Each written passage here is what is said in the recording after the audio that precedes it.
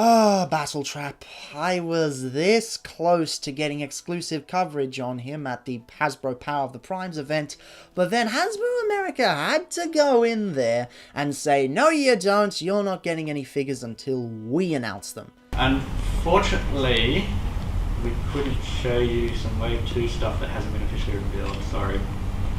Boo. The Wave 2 Legends. Can you tell us who they are? Well, they were leaked, but it was the Tailgate, Battle Slash, and Road Trip. That one. Yeah. Why exactly is that? Well, what ended up happening? Because they weren't actually scheduled to be revealed until a little later. Everything goes to a calendar with reveals for Hasbro just to know that, Spread the love. Yeah. I'm not really that mad. I'm disappointed, but not that mad. I don't think I can really get that mad, otherwise I probably won't be invited back to another one. Regardless, I still ended up getting him early in our country because I ordered him off TF Source long before he arrived. He was a cheaper option, what can I say? And when this guy came out, everybody absolutely flipped over him. He was across top 10 lists everywhere for the line. And yes, I know that the line's only just finishing this year and the top year lists are just coming out now, but people were already saying, oh, he's going to be at the top of my list already. He really did seem that good in public consciousness. But, is he actually that good? I don't know. I think I'd better take a look at him. Controversial opinion alert, I do not absolutely love these figures like most people do. They're good, really good, and I definitely prefer what they did with these two than what they did with Flywheels in the Siege line, having separate robot modes. But I feel that there's a lot of stuff they could have fixed on a later version, like Siege Flywheels, but of course he doesn't have any separate robot modes. Hooray! Hooray for G1 accuracy! Another controversial opinion, I don't mind the alt modes. Apparently a lot of people have problems with the alt modes, but I really like them. Road Trap is especially good with his boxy car mode. I really like the use of the chest details up here because it gives it a nice profile. Yes, he has a bit of kill at the back here with the combined robot thighs and the head sticking out of there, but overall it's not a bad alt mode, and again, it's painted really well. Credit where credit's due, Power of the Primes really ups the paint budget, and Siege seems to be doing that even more so. Yes, he's missing some rims on the wheels, and that could be nice, but at least he's got some lovely bumper details, which could have been easily missed out on. Battle Slash isn't as good, but I still like the helicopter. It's kind of funny in a way. Yes, you've got the big combiner port there that clips onto the head of Road Trap, but it's still a very, very nice helicopter. The paint is what really sells it. Sure, the proportions are way off, but, you know, it's sort of an alien helicopter with an inexplicable cockpit. It's pretty good. It's still pretty good. I'm a bit confused with the Decepticon symbol. Is that the movie Decepticon symbol, or what kind of Decepticon symbol is it? It looks a bit thinner than usual. I'm sure someone can tell me in the comments. Unfortunately, these propellers don't turn as well as the stock version because they are the non-F propellers. I don't have the rest of the non-F parts with me right now. I seem to have misplaced them, but they don't really do much for the figure aside from let you combine the two. Unfortunately, this is the one time that the non-F upgrades don't improve a figure that much because, well, there's not much to improve and it's a bit clunky. I absolutely love non-F's work, but for this kit, I don't think it does much. The transformation to robot mode for Road Trap is pretty simple. You get the head to flip up, the arms to unpeg and flip out from here. This entire torso section rotates upwards, and like so. Then you can separate the legs, fold up these pieces here. They're not really tabbed in, they're just kind of there. And then you can bring this whole section up. In the process, you're supposed to unclip these, then unclip the arms, then push them back, but usually they fall out of place and lock in anyway. But yeah, make sure the wheels are in, make sure the head's around. It's a pretty decent robot mode, actually. For what he is, he's okay. Battle Slash's transformation is a lot more involved. You get these parts opening up and folding down, untab this back section, fold down this section here, disconnect the arms, make sure everything's out of the way. You're going to bring this whole leg assembly down like so. You'll need to come around to the back and move the crotch piece out of the way, and then you can finally click the hips together, and you got some legs after you rotate the thighs around. Keep that out of the way. This needs to stay up because first off this needs to fold down, and the head folds out, and then back into place.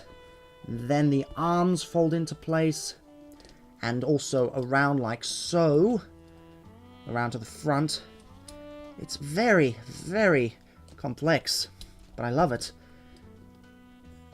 And the arms flip out. Close the backpack, which also locks the shoulders into place.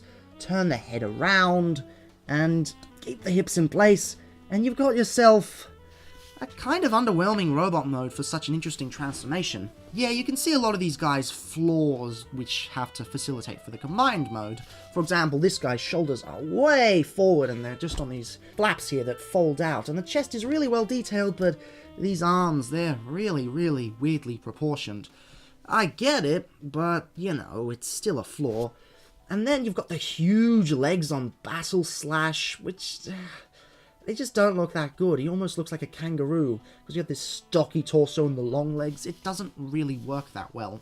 That said, though, I still really enjoy these robots. They've got decent articulation. You've got ball joints here, ball joints here, ball joints here, and ball joints here. Pretty much the same here, except it's a bit weird. You've got ball joints here, but they're oriented weirdly, and you also get a hinge.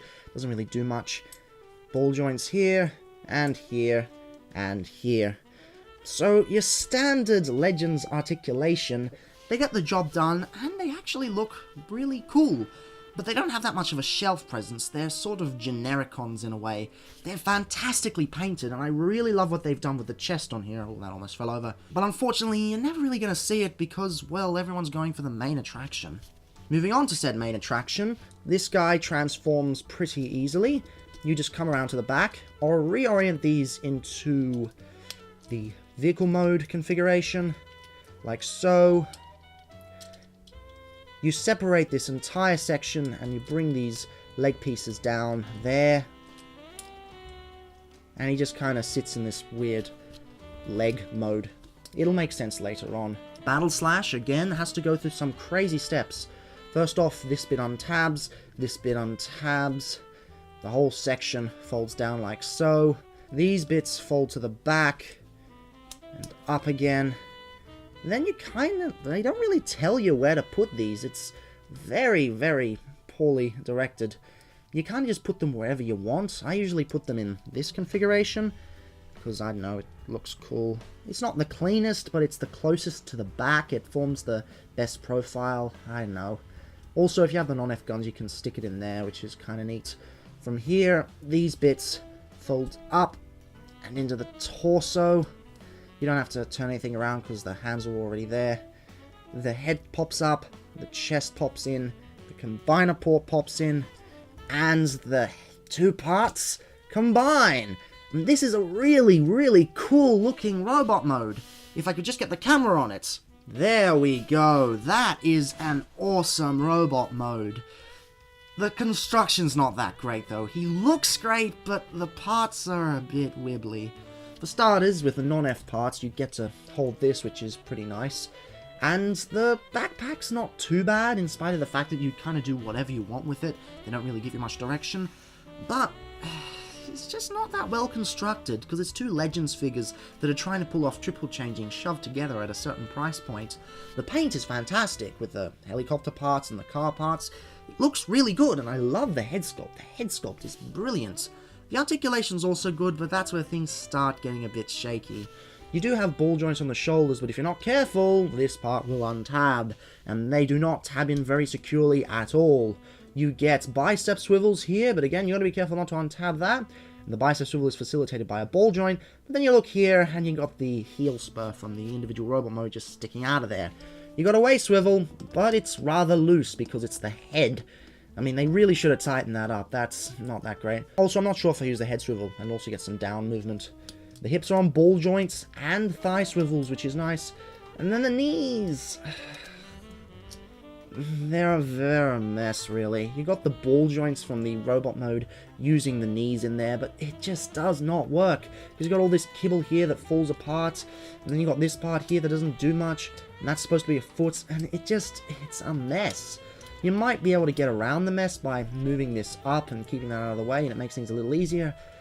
But, I don't know, they really should have done a better job on that. And you got ball jointed feet here, which are nice, but he doesn't really get that dynamic. Because he looks great, but thanks to the knees, you don't get that many dynamic poses. Like I said, he looks great on a shelf, but his construction isn't that great. And I suppose I should finish off with a size comparison. Bringing in Wheelie just because I can, because he is actually a much better figure in my opinion. This guy is pretty tall, but is not quite deluxe level. But at least he is bigger than Studio Series Jazz. God, this figure's tiny. I mean, it's a good figure, but oh boy, it's tiny. Conceptually, this guy is bloody brilliant, but in terms of execution, there are a lot of blemishes. Don't get me wrong, he is still a fantastic toy, but the closer you look at him, the more you start to realize that the robot modes might be better than the actual combined mode. Even when you add all the non-F upgrades, he's still good, but not great. I can see why they made the Siege version of Flywheels not transform into smaller Legends figures. I would have preferred that, as I said, conceptually it's much better. But I can see why they avoided that, because there are plenty of flaws with this. Doesn't mean I'm not allowed to be mad though, because G1 accuracy! At the very least, I got a pretty decent toy that I'm very happy to have in this collection, even though he had a few issues in his design. Now surprise, I know it hasn't been that long since I've done one of the full videos, but tomorrow it's another full Dr. Lockdown review. And I think it's time I finished what I started many, many years ago. Well, actually, 2 years ago. It was only 2 years, but still, it was a very long time, channel-wise.